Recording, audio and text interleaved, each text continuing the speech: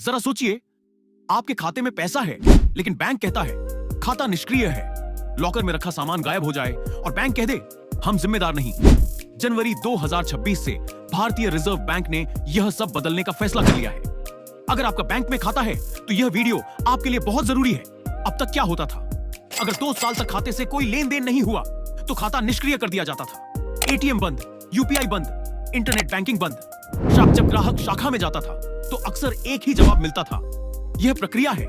न कोई स्पष्ट समय, न कोई जिम्मेदारी।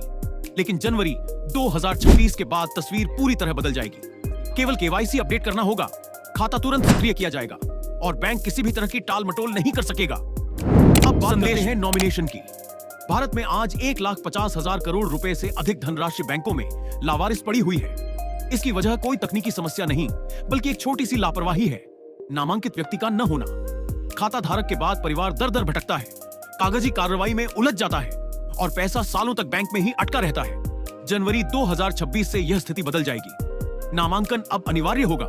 अब आप 4 लोगों को नामांकित कर सकते हैं। यदि नामांकन नहीं किया गया तो बैंक को उसका लिखित कारण सुरक्षित रखना होगा और मृत्यु के बाद दावा प्रक्रिया सरल, तेज और समयबद्ध होगी। नामांकन अब केवल एक औपचारिकता नहीं, बल्कि परिवार की आर्थिक सुरक्षा है। पहले शिकायत का मतलब था इंतजार, अब नियम है तय समय सीमा स्वतः उच्च स्तर पर भेजना, देरी पर जुर्माना, शिकायत को नजरअंदाज करना अब अनुशासनहीनता है। पहले कहा जाता था आपने ओटीपी दिया, आपकी गलती।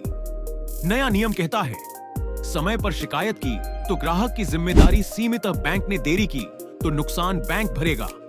साइबर सुरक्षा जांच अनिवार्य, डिजिटल बैंकिंग का जोखिम अब सिर्फ ग्राहक का नहीं। 1935 में स्थिरता के लिए आरबीआई बना, 1969 में बैंक आम आदमी तक पहुंचे और 2026 में ग्राहक सशक्त बनेगा। यह केवल बैंकिंग सुधार नहीं, यह शक्ति का बदलाव है, बैंक से ग्राहक की ओर।